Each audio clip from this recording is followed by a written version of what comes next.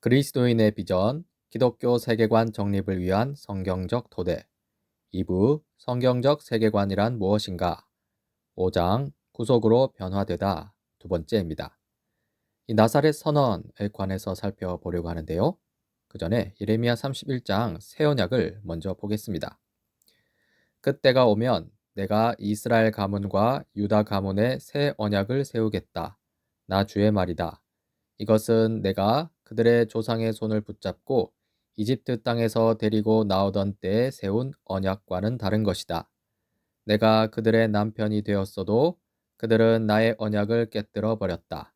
나 주의 말이다.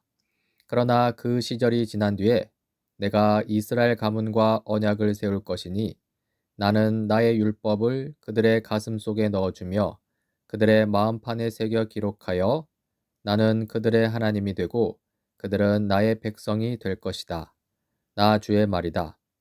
그때에는 이웃이나 동포끼리 서로 너는 주님을 알아라 하지 않을 것이니 이것은 작은 사람으로부터 큰 사람에 이르기까지 그들이 모두 나를 알 것이기 때문이다. 내가 그들의 허물을 용서하고 그들의 죄를 다시는 기억하지 않겠다. 나 주의 말이다. 이제 하나님 나라라는 용어를 보자면요. 이 하나님 나라는 예수님이 새 언약 대신 사용하신 용어입니다.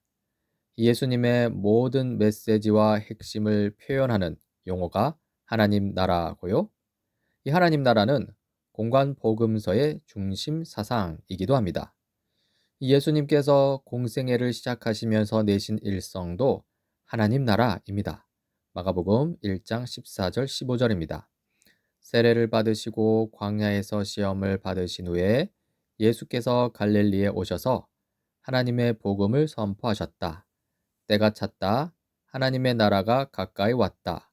회개하여라. 복음을 믿어라. 여기서 하나님의 복음은요, 바로 하나님 나라가 왔다는 것입니다. 여기서 회개와 이 복음을 믿는 것은요, 하나님 나라의 도래와 전적으로 결속되어 있는 것으로 볼 수 있죠. 한편 하나님 나라를 사건으로 볼 수 있습니다. 이 마가와 달리 누가는요, 이 하나님 나라라는 용어를 사용하지 않습니다. 대신 하나님 나라의 속성을 설명하는 어떤 사건을 기록하는데요. 그것이 바로 나사렛 선언에서 나타납니다. 누가복음 4장 16절로 19절입니다. 세례와 시험을 받으신 후에 예수께서는 자기가 자라나신 나사렛에 오셔서 늘 하시던 대로 안식일에 회당에 들어가셨다.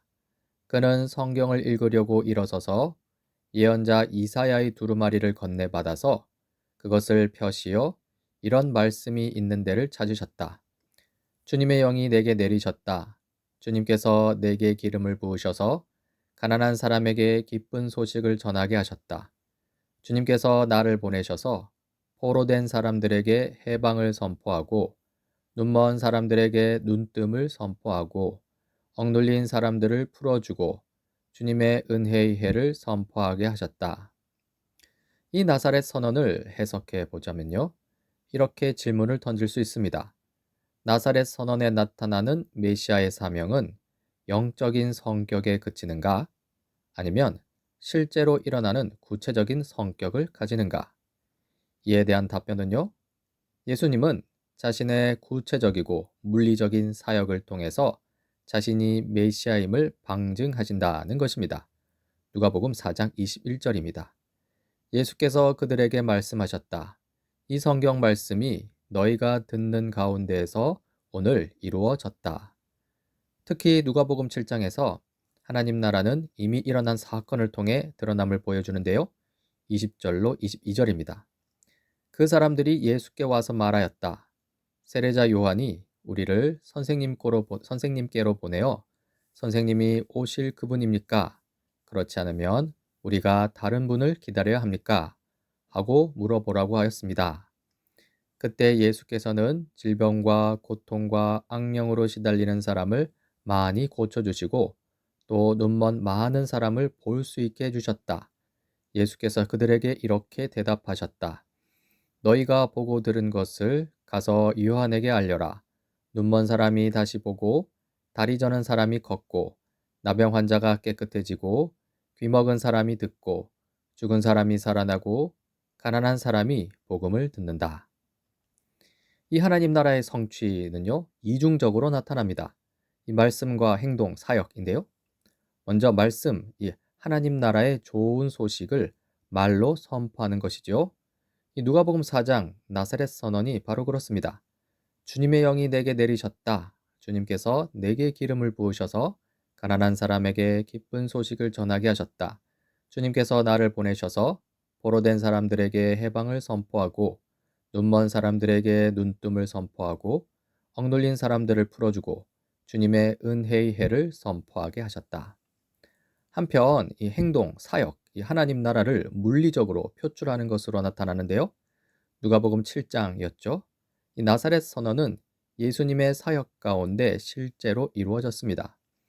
그때 예수께서는 질병과 고통과 악령으로 시달리는 사람을 많이 고쳐주시고 또 눈먼 많은 사람을 볼 수 있게 해주셨다.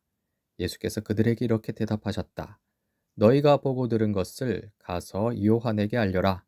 눈먼 사람이 다시 보고 다리 저는 사람이 걷고 나병 환자가 깨끗해지고 귀먹은 사람이 듣고 죽은 사람이 살아나고 가난한 사람이 복음을 듣는다. 다음으로 왕국과 언약입니다. 이 하나님 나라, 하나님 왕국은 언약적인데요.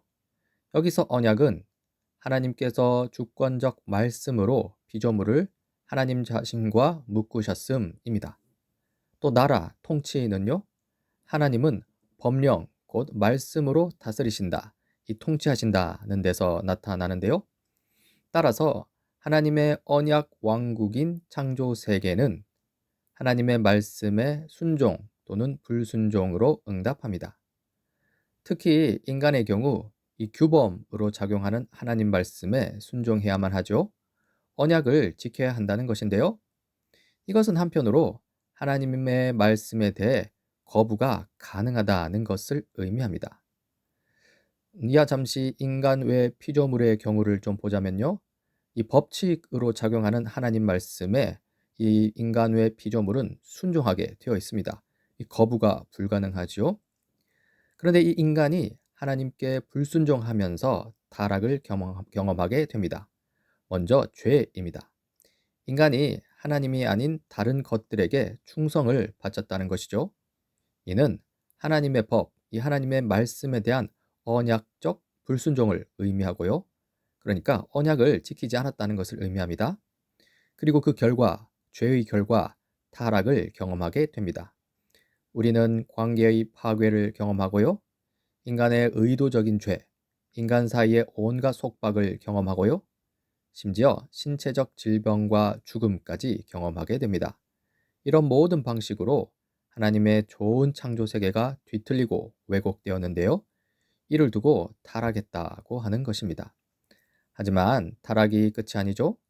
타락 후에 예수 그리스도를 통한 구속이 있습니다.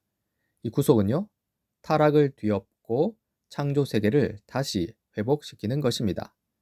예수님은 메시아와 구주로서 타락한 창조 세계를 회복시키기 위해 타락 상황 속으로 들어오셨습니다. 죄를 사하기 위해서 오셨는데요. 문제의 원인이 되는 이 죄 문제를 해결하셨다는 것입니다. 또한 예수님은 하나님에 대한 창조적 순종을 회복하기 위해 이 땅에 오셨는데요. 예수님 덕분에 언약이 갱신되고 이 갱신된 언약, 곧 새 언약 아래에서 우리 신자는 새로운 순종의 삶을 시작하게 되죠. 즉, 그리스도의 사역을 통한 인간 삶의 전체적 회복을 보게 되는데요. 질병의 치유도 여기에 포함됩니다. 이제 구속의 성격과 범위를 좀 살펴보고자 하는데요. 먼저 성경 구절 몇 군데를 보겠습니다. 로마서 8장 19절, 23절입니다. 피조물은 하나님의 자녀들이 나타나기를 간절히 기다리고 있습니다. 피조물이 허무에 굴복했지만 그것은 자의로 그렇게 한 것이 아니라 굴복하게 하신 그분이 그렇게 하신 것입니다. 그러나 소망은 남아 있습니다. 그것은 곧 피조물도 썩어짐의 종살이에서 해방되어서 하나님의 자녀가 누릴 영광된 자유를 얻으리라는 것입니다. 모든 피조물이 이제까지 함께 신음하며 함께 해산의 고통을 겪고 있다는 것을 우리는 압니다. 그뿐만 아니라 첫 열매로서 성령을 받은 우리도 자녀로 삼아 주실 것을, 곧 우리 몸을 속량하여 주실 것을 고대하면서 속으로 신음하고 있습니다. 이 말씀에서 이 구속은요, 이 피조물로 언급되는 창조 세계 전체의 구속을 가리킵니다. 그리고 베드로후서 3장 10절 13절과 요한계시록 21장 1절입니다. 그러나 주님의 날은 도둑같이 올 것입니다. 그날의 하늘은 요란한 소리를 내면서 사라지고 원소들은 불에 녹아버리고 땅과 그 안에 있는 모든 일은 드러날 것입니다. 그러나 우리는 주님의 약속을 따라 정의가 깃들여 있는 새 하늘과 새 땅을 기다리고 있습니다. 나는 새 하늘과 새 땅을 보았습니다. 이전의 하늘과 이전의 땅이 사라지고 바다도 없어졌습니다. 여기서 구속은요, 이 창조 세계 전체가 새 하늘과 새 땅으로 재창조되는 것을 의미합니다.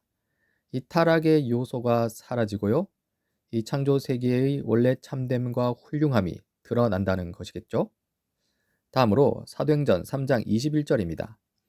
이 예수는 영원 전부터 하나님이 자기의 거룩한 예언자들의 입을 빌어서 말씀하신 대로 만물을 회복하실 때까지 마땅히 하늘에 계실 것입니다.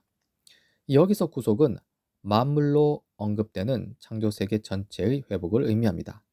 그리고 골로새서 1장 20절입니다.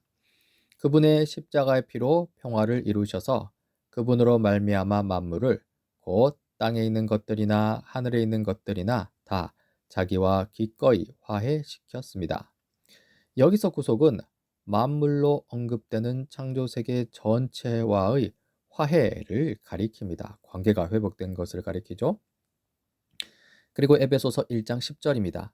하나님의 계획은 때가 차면 하늘과 땅에 있는 모든 것을 그리스도 안에서 그분을 머리로 하여 통일시키는 것입니다. 여기서 구속은 하늘과 땅으로 지칭되는 이 창조 세계 전체가 그리스도 안에서 통일됨을 의미합니다. 이 앞서 살펴본 이 성경 구절을 통해서 이 구속의 범위와 성격을 정리해 볼 수 있는데요. 이 구속의 범위는요, 포괄적입니다. 이 창조 세계 전체가 구속된다는 것이죠. 우주적이라는 표현을 쓸 수도 있습니다. 이 앞에 나온 성경 구절들은요, 모든 것, 창조 세계 전체가 구속될 것이라고 말합니다. 창조 영역 중에 하나님의 손이 미치지 않거나 하나님의 보호가 미치지 않는 곳은 결코 없습니다. 이 문화생활의 어떤 측면도 이 하나님의 구속 계획과 의로운 통치에서 제외되지 않습니다. 그리고 다음으로 구속의 성격입니다. 구속의 성격은요, 회복입니다.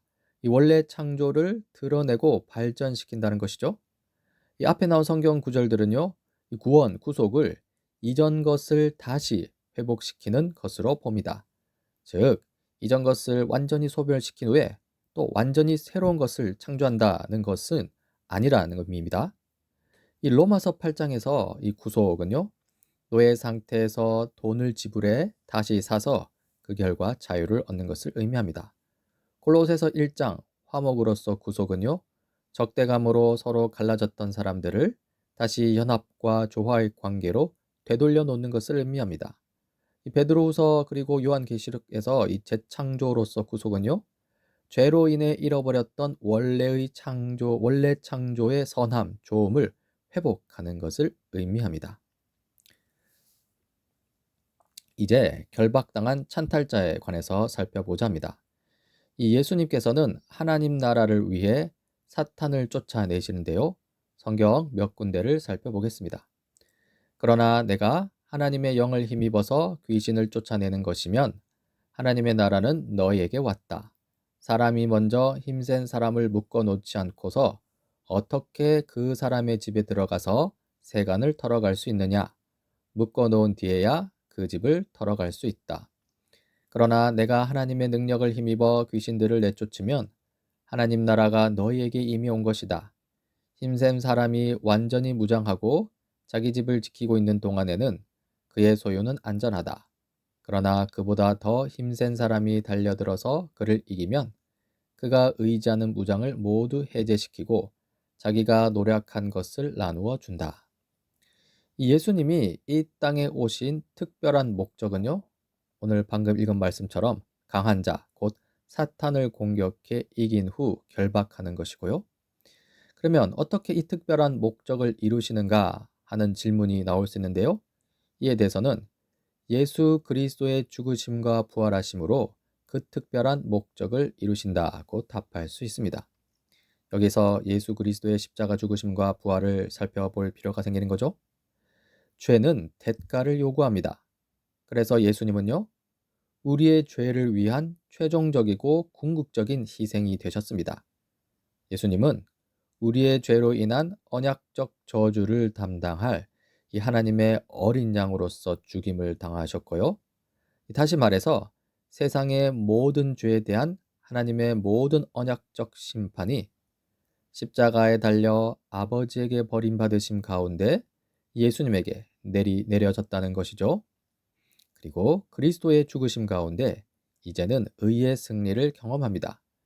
예수님이 십자가에서 버림받으셨기에 더 이상 우리는 우리의 불순종으로 인한 저주를 받지 않는다는 것인데요. 예수님의 죽음과 승리의 부활로 인해서 우리는요, 하나님과의 교제에서 풍성하고 영원한 생명의 언약적 복을 값없이 받는다는 것이죠. 이렇게 예수님은요, 십자가 죽으심과 부활의 승리를 통해서 하나님 나라를 출범시키셨습니다. 이전에 거역했던 하나님의 종들을 다시 순종하도록 회복시키셨는데요. 즉, 하나님 나라는요, 악에 대한 역전이자 하나님의 좋은 창조 세계의 갱신이라고 할 수 있습니다. 한편 이 하나님 나라는 출범했으나 아직 완성되지 않았는데요. 예수님은 이 하나님 나라를 그분이 이 땅에 계실 때 즉시 완벽하게 이루지 않으셨습니다. 이 하나님 나라의 완성은요, 예수님 재림 때 이루어질 일이죠. 여기서 하나님 나라의 특성을 살펴보자면요. 하나님 나라는 반죽의 누룩과 같습니다. 성경 몇 군데 보겠습니다. 예수께서 또 다른 비유를 그들에게 말씀하셨다. 하늘나라는 누룩과 같다. 어떤 여자가 그것을 가져다가 가루 서말 속에 살짝 섞어 넣으니 마침내 온통 부풀어 올랐다. 예수께서 다시 말씀하셨다. 하나님 나라를 무엇에다가 비길까? 그것은 누룩의 다음 경우와 같다. 어떤 여자가 누룩을 가져다가 가루 서말 속에 섞어 넣었더니 마침내 온통 부풀어 올랐다.